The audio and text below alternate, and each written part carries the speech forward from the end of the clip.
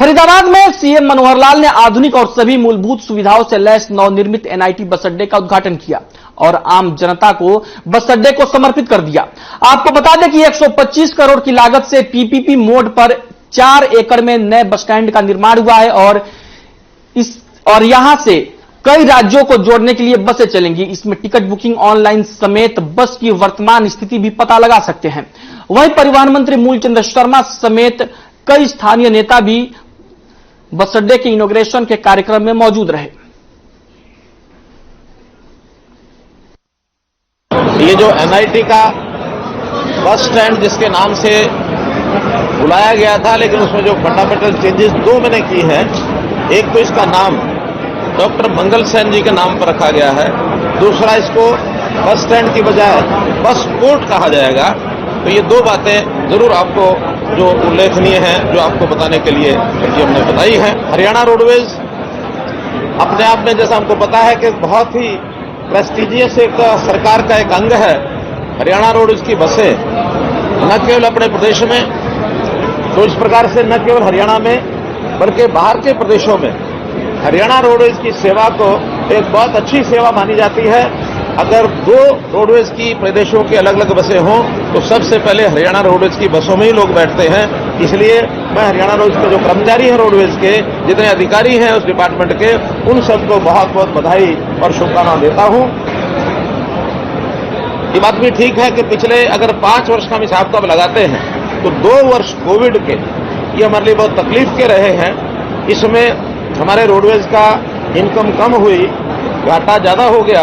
Employees की संख्या हमने वही रखी, जो एम्प्लॉइज 2016 में थे, 17 में थे, उससे लगातार बढ़ते रहे और 16,000 से आज 18,500 या 18,360 के आसपास ये एम्प्लॉइज की ये संख्या है। लेकिन इसमें हमारे परफॉर्मेंस में ये भी थोड़ी ढिलाई आई थी, लेकिन उसको हम इम्प्रूव कर रहे हैं। जैसे एक पैरामीटर है हर बस प्रतिदिन, जो 2017 में 300 किलोमीटर से ऊपर चलती थी, कोविड के कारण से काफी इसकी एवरेज कम हुई क्योंकि महीनों बसें चली भी नहीं। अब उसको रिकवर करके और 248 किलोमीटर पर डे की बस का एक एवरेज आ गया है। अब और भी आगे बढ़ेगा जब नई बसें इसमें जुड़ जाएंगी, क्योंकि पुरानी बसें जितने भी ज्यादा समय की होती हैं उनकी एज के कारण से उनका जो हाल्ट है वो बढ़ जाता है।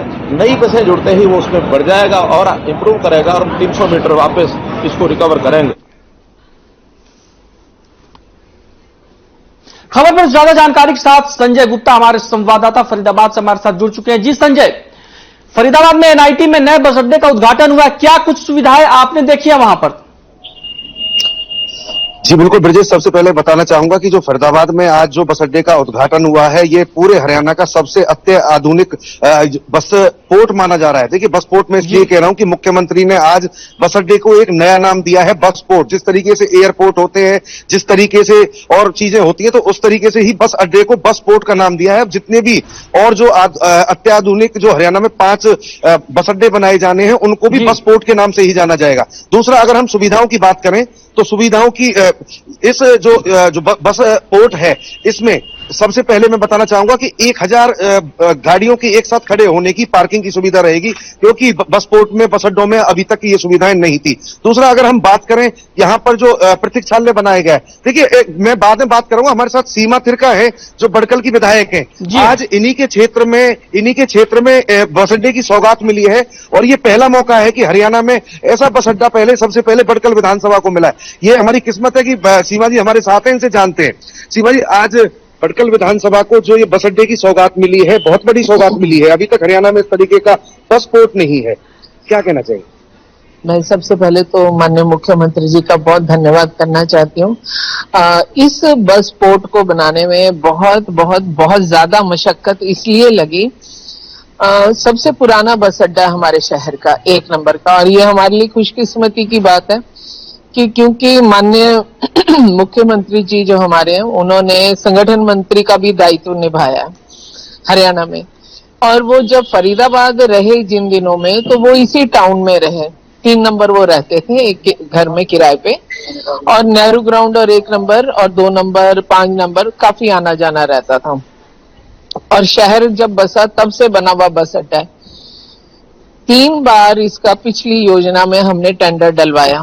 तो उस समय माननीय मुख्यमंत्री जी के जो पीएसए खुल्लर साहब, जो फरीदाबाद पहले कमिश्नर रह चुके हैं, तो उन्होंने बड़े एफर्ट्स किए मुख्यमंत्री के निर्देश पर। तो जब टेंडर नहीं उठा तो फिर उन्होंने एक दिन बैठ करके कहा कि एक नया एक्सपेरिमेंट करते हैं, हम इसमें पब्लिक पीपीपी मोड पे, पब्लिक प्राइवेट पार्टनरशिप मोड पर हम इसे बनाने की कोशिश करते हैं। और मैं सोचती हूँ कि उनका ये एक्सपेरिमेंट इतना कामयाब हुआ जिसको मुख्यमंत्री जी ने पूरी सहमति दी और आज आप सबके सामने एक बहुत खूबसूरत तरीके से बनकर तैयार है। और सबसे बड़ी बात है कि आज सीएम साहब ने एक चीज और साथ ही डिक्लेयर करी जो कि प्रोसेस में है कि इसी की तर्ज पर 5 और ऐसे बस पोर्ट बनेंगे। तो मैं तो उनका धन्यवाद देती हूँ, जहां हरियाणा को उनके नेतृत्व में आगे बढ़ते हुए 8 साल हो चुके हैं। तो बडकल के भी जो उन्होंने जितनी हमें सौगातें दी उसमें एक ये भी सौगात बहुत बड़ी है, जिससे हर घर का, ये जरूर NH1 में बडकल में स्थित है, पर बस अड्डा वो जगह होती है जो मुझे लगता है कि दिलों को जोड़ने का काम और दूरियों को कम करने का काम करता है, और पूरा जिला इसका उपयोग करेगा। किस तरीके की सुविधाएं रहने वाली है? टोटली मैक्सिमम डिजिटलाइज करके जो तकनीकी सुविधाएं होती हैं उसके माध्यम से ये हमें मिलने वाली है। फिर उसके अलावा इसके अंदर बहुत सारा बड़ा एक शॉपिंग कॉम्प्लेक्स भी बनाया गया है, जो उसमें से हमें सुविधा मिल पाएगी, रोजगार बढ़ेगा और व्यापार भी बढ़ेगा। हमारे यहाँ पे छोटा व्यापारी बहुत है, हमारे यहाँ पे बहुत सारे व्यापारी हैं जो 8x8 की दुकान से काम कर रहे हैं। और अगर आप इसके अलावा देखेंगे तो इसी शहर के अंदर आपको रेडी पटरी मार्केट भी बहुत बड़ी मिलेगी। तो मैं सोचती हूँ कि जो इसमें भी जितनी दुकानें बनेंगी, जितने भी मॉल में जो हिस्से बनेंगे, अलग अलग तरीके की सुविधाओं से लैस रहेंगे। परिवहन मंत्री मूलचंद शर्मा जी ने कहा कि मैंने अपनी बहन को भाई दूज का तोहफा दिया है, इस पर क्या कहना चाहेंगी? काफी समय से मांग चली आ रही थी आप। मैं तो ये बात कहना चाहती हूँ कि भाइयों का काम है बहनों को तोहफा देते रहे हमेशा। जब मूलचंद जी ने भी तोहफा दिया और आदरणीय मनोहर लाल जी भी बड़े भाई हैं, तो बहनों का तो काम ही है भाइयों से तोहफा लेने के लिए, और इसीलिए बडकल सबसे आगे चल रही है। देखिए, ये है सीमा त्रिखा जो यहाँ की बडकल की विधायक हैं। इनका साफ तौर पे कहना है कि हमने मांग की थी, मुख्यमंत्री जी बड़े भाई हैं, परिवहन मंत्री बड़े भाई हैं, उन्होंने हमारी मांगों को मंजूर किया और NIT को यहाँ पर ऐसा एक अत्याधुनिक बस स्टैंड सौंपा है, बस पोर्ट सौंपा है, क्षमा चाहूंगा, जो मतलब अब डॉक्टर मंगल सेन के नाम से जाना जाएगा, जो कि हरियाणा में भाजपा के जनक माने जाते हैं और उप मुख्यमंत्री भी रहे हैं। जी ब्रजेश। संजय, इस जो बस पोर्ट है, ये जो बस अड्डा बना है, बस पोर्ट जिसे कहा जा रहा है, इसमें किस किस तरीके की सुविधाएं हैं? क्योंकि जनता को सुविधाओं से ज्यादा सुविधाओं की अगर मतलब बात करें तो बस स्टैंड बदहाली का दूसरा नाम होता है, चाहे आप कहीं चले जाएं। हम अगर बात करें ISBT दिल्ली की, तो वहां भी इतनी असुविधा होती है, जहां पे लगातार टॉयलेट खराब रहते हैं, महिलाओं को बहुत परेशानी होती है, जेब कतरों से परेशानी होती है, पानी गंदा मिलता है, कहीं ना कहीं बोतल का पानी खरीद कर पीना पड़ता है। तो यहाँ पे इन सब चीजों को दूर करने का प्रयास किया गया है। यहाँ पे जो वेटिंग रूम बनाया गया है वो बिल्कुल एयरपोर्ट की तर्ज पर बनाया गया है, AC वेटिंग रूम रहेगा। इसके अलावा अगर हम बात करें पीने के पानी की, तो RO पानी रहेगा और ठंडा पानी मिलेगा, वहां पे वाटर कूलर लगाए गए हैं। इसके अलावा अगर हम बात करें CCTV सुरक्षा की, तो यहां पर जितना भी एरिया है वो पूरी तरह CCTV कैमरे की निगरानी में रहेगा। कहीं भी किसी के साथ कोई वारदात होती है, कोई घटना घटती है, तो तुरंत पुलिस कार्रवाई करके उन आरोपियों को पकड़ सकती है। तो अगर हम सुविधाओं की बात करें तो मैंने पहले ही कहा है, अत्याधुनिक सुविधाओं का ये बस पोर्ट बनाया गया है। जी ब्रजेश। संजय, एक अहम सवाल यह भी है कि ये जो सुविधाएं मिल रही हैं, जनता को जो सुविधाएं मिलेंगी, ये निःशुल्क होंगी या पेड होंगी? इनके लिए पे करना पड़ेगा या फ्री में होंगी ये? नहीं, अगर हम शुल्क की बात करें तो जिस तरीके से रेलवे स्टेशन पे हम लोग जाते हैं तो वहां पे एक हमें प्लेटफॉर्म के लिए छोटी सी टिकट खरीदनी पड़ती है, या फिर इस तरीके की अगर कोई वेटिंग में जाना चाहता है तो अगर देखिए, अगर कोई शुल्क नहीं लगाया जाएगा तो कोई भी आदमी आके वहां पे AC चल रहा है तो वहां जाके वो बैठ जाएगा। तो कहीं ना कहीं इस तरीके की तो सरकार को, या फिर जो इस ग्रुप के मालिक हैं जिन्होंने ये बस पोर्ट का निर्माण किया है, उनको सोचना पड़ेगा, उनको एक मिनिमम शुल्क लगाना पड़ेगा, जिससे कि कोई भी बाहर का आदमी आके बेफिजूल में यहाँ ना बैठ सके। नहीं तो आप सोच सकते हैं कि इतना बड़ा एरिया गर्मी पड़ी हुई है, जहां पे लोगों को बैठने के लिए पंखे नहीं है, तो वो AC में बैठेंगे तो सारी अव्यवस्था फैल जाएगी। तो कहीं ना कहीं ब्रजेश, इन चीजों को सरकार जल्दी से जल्दी दूर करेगी। एक बार बस स्टैंड रनिंग में आने दीजिए, फिर उसके बाद जो कमियां रहेंगी सरकार के द्वारा उनको भी पूरा किया जाएगा, दूर किया जाएगा। संजय आप बने रहिए हमारे साथ। और ब्रजेश जी एक जी। मैं और जानना चाहता हूँ, अभी सीमा जी यहाँ पे पहुंची है, भटकल की विधायक हैं, तो जी। जानना चाहता हूँ कि ट्रेजरी में पहुंची है, तो आज यहाँ पे आने का क्या मकसद है, ये और जानना चाहता हूँ।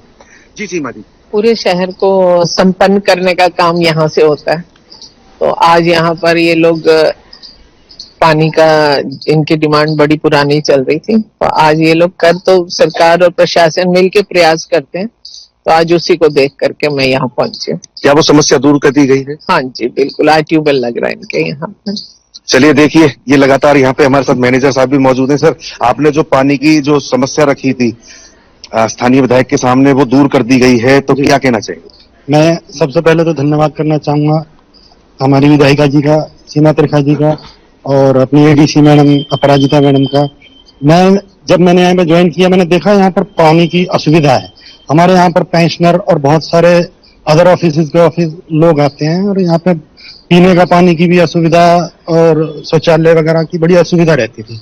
तो मैडम महोदय से हमने दरख्वास्त करी, इन्होंने बड़े इसको शीघ्रता से इस पे काम करना शुरू किया, और यहाँ पे बहुत सारे लोगों को फायदा होने वाला है, और हम इसका धन्यवाद करते हैं। जी बिल्कुल ब्रजेश। संजय आप बने रहिए हमारे साथ। अगली खबर पे हम बढ़